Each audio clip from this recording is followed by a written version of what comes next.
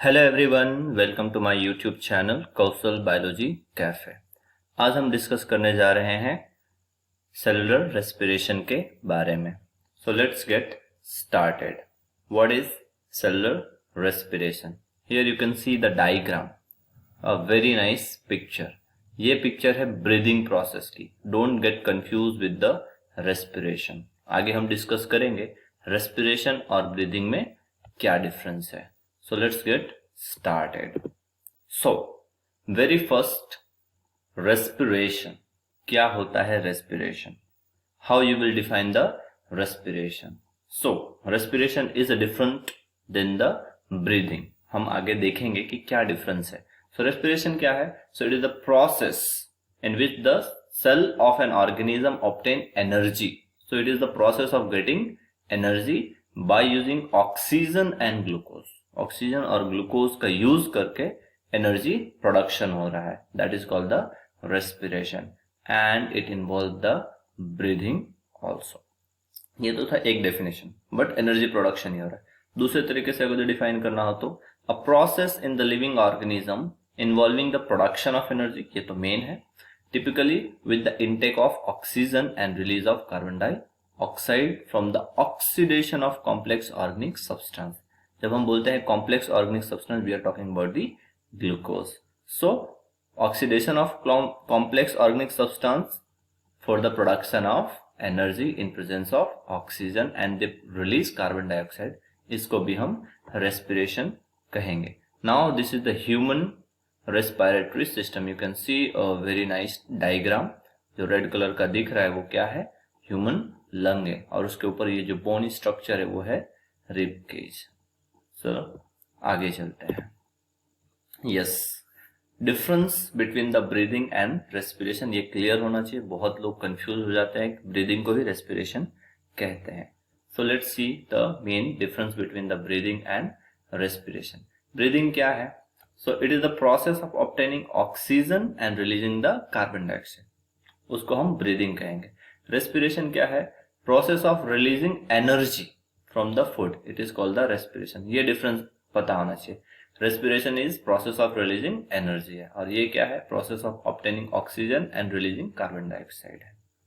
Breathing is a physical process whereas respiration is a biochemical process. ये difference भी बहुत important है। Breathing take place in the lungs, ये सिर्फ lungs में होता है। Respiration take place in the lungs as well as in the mitochondria also. ठीक है, सेलुलर लेवल पे रेस्पिरेशन होता है। Breathing utilise energy from the food. Breathing में क्या हो रहा है? एनर्जी का यूटिलाइजेशन हो रहा है, यूज हो रहा है। Whereas in the respiration it release energy from the oxidation of simple food. I hope the breathing and respiration का जो कॉन्सेप्ट है, जो डिफरेंस है, वो आपको क्लियर हो गया होगा। चलो आगे चलते हैं। Yes, now the types of respiration. Basically respiration दो तरह के होते हैं, एरोबिक रेस्पिरेशन और anaerobic respiration. Aerobic respiration are those respiration in which production of energy take place but in presence of oxygen. Oxygen के प्रेजेंस में अगर energy produce हो रहा है तो उसको हम एरोबिक रेस्पिरेशन कहेंगे। एनारोबिक रेस्पिरेशन क्या है?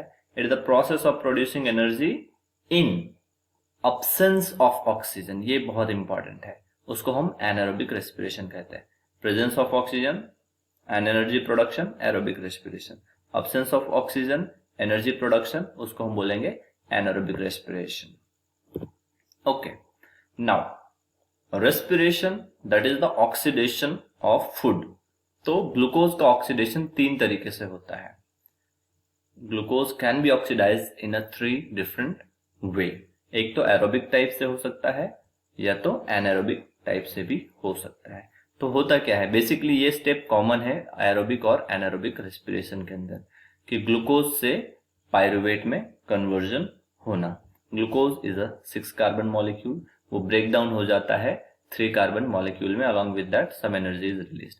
अब इसके बाद में whether oxygen is present, whether there is a lack of oxygen और अब्सेंस ऑफ ऑक्सीजन, उस तरीके से इसका फर्दर ऑक्सीडेशन होता है। किसका? पायरुवेट का। अगर जो ऑक्सीजन के प्रेजेंस में होता है, जो जनरली माइटोकॉन्ड्रिया के अंदर होता है, तो वो कार्बन डाइऑक्साइड और वाटर प्रोड्यूस करेगा और बहुत सारे एनर्जी मॉलिक्यूल प्रोड्यूस करेगा, that is ATP. If there is a lack of oxygen, generally human muscles के अंदर या एनिमल के मसल्स के अंदर होता है, तो क्या होगा, वो लैक्टिक एसिड प्रोड्यूस करेगा और थोड़ा सा एनर्जी प्रोड्यूस करेगा। If pyruvate is oxidise in absence of oxygen, generally yeast करता है, तो आपको मिलता है प्रोडक्ट में ethanol, carbon dioxide and energy. अब यहाँ पे से कई तरीके का क्वेश्चन होता है। ये जो ईस्ट का यूज होता है इथेनॉल प्रोडक्शन में, इसको हम फर्मेंटेशन भी कहते हैं, तो ये एक क्वेश्चन आता है।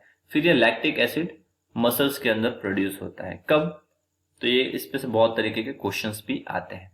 व्हेन अ ह्यूमन बींग्स या कोई भी मसल्स पे वर्कलोड बढ़ता है, या आप हैवी एक्सरसाइज करते हो या वेट लिफ्टिंग करते हो, तो उस समय क्या होता है कि बॉडी का जो ऑक्सीजन का डिमांड है बढ़ जाता है, तो तुरंत पूरा नहीं होता है, तो उस समय क्या होता है कि जो ग्लूकोज है वो ऑक्सीडाइज होता है लैक्टिक एसिड में, ठीक है, और थोड़ा सा एनर्जी प्रोड्यूस होता है। अब ये जो लैक्टिक एसिड है वो हमारे बॉडी में अक्यूमुलेट होता है एंड उसकी वजह से हमें पेन फील होता है, जिसको हम बोलते हैं मसल्स क्रैम्प। तो ये क्वेश्चन आया हुआ है, मसल्स क्रैम्प क्यों होता है, because of the accumulation of lactic acid की वजह से, ठीक है, वहां पे ऑक्सीजन की थोड़ी कमी पड़ जाती है, इसलिए मसल्स के अंदर लैक्टिक एसिड प्रोड्यूस हो जाता है, इसलिए हमें मसल्स क्रैम्प्स आते हैं, ठीक है। तो ये यहाँ पे 3 टाइप के क्वेश्चन बन सकते हैं। आपको इक्वेशन पूछ सकता है, आपको बाय प्रोडक्ट पूछ सकता है, by product of anaerobic respiration, by product of aerobic respiration पूछा जा सकता है, किसके अंदर एनर्जी ज्यादा प्रोड्यूस होता है, किसके अंदर एनर्जी कम प्रोड्यूस होता है, मसल्स क्रैम्प्स क्यों आते हैं, और इथेनॉल प्रोडक्शन होता है, इसको क्या बोलते हैं, तो इसको हम बोलते हैं fermentation. I hope the concept is clear to you. Okay, energy release during the cellular respiration is used to synthesise the molecule called the ATP. ATP के फॉर्म में ही एनर्जी सिंथेसाइज होता है या एनर्जी स्टोर होता है। What is ATP? ATP is adenosine triphosphate. ये question आ जाता है कभी कभी, तो आपको याद रखना है। The energy currency of cell is ATP and the full form is adenosine triphosphate. This is the equation of aerobic respiration कि ग्लूकोज और ऑक्सीजन, इसका ऑक्सीडेशन होगा तो ATP बनेगा, which is a kind of energy. Along with that carbon dioxide और water release होता है। आगे हम देख लेते हैं एरोबिक और एनारोबिक रेस्पिरेशन के बीच में डिफरेंस। ये इक्वेशन कभी कभी पूछा जाता है, equation for the aerobic respiration, equation for the anaerobic respiration, कभी भी ऐसा क्वेश्चन भी आता है, anaerobic respiration taking place in muscles, what will be the by product. तो तरह तरह से क्वेश्चन फ्रेम किए जा सकते हैं। Okay, so now what is the difference between the aerobic respiration and anaerobic respiration? So here are few point. Aerobic respiration, oxygen is must or necessary. In anaerobic respiration, oxygen is not necessary. Aerobic respiration occur in the mitochondria, whereas anaerobic respiration occur in the cytoplasm. Aerobic respiration, large amount of ATP made, या यूं कह सकते हैं large amount of energy is released. And in anaerobic respiration, a small amount of ATP is made, so less amount of energy is released, you can say. In aerobic respiration there is a total breakdown of glucose. यहाँ पे glucose का complete breakdown होता है. In anaerobic respiration there is a partial breakdown of glucose. Aerobic respiration का and product है carbon dioxide and water with lots of energy.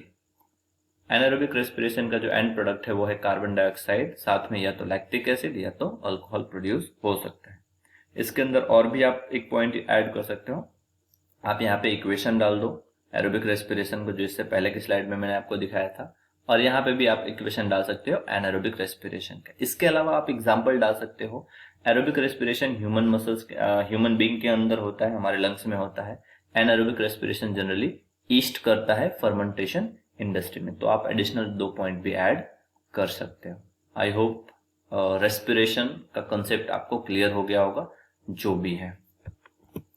Yes, these are few very important questions that can be asked in the examination in the form of test. तो आप ये सारे question practice कर सकते हो और ये सारे क्वेश्चन का आंसर आपको इस वीडियो में मिल जाएगा.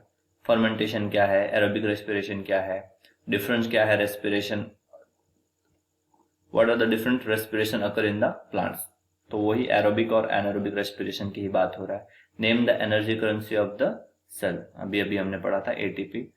विच organism is use in the fermentation industry, yeast का यूज होता है। What is the reason for the muscles cramp, ये भी इंपॉर्टेंट क्वेश्चन है।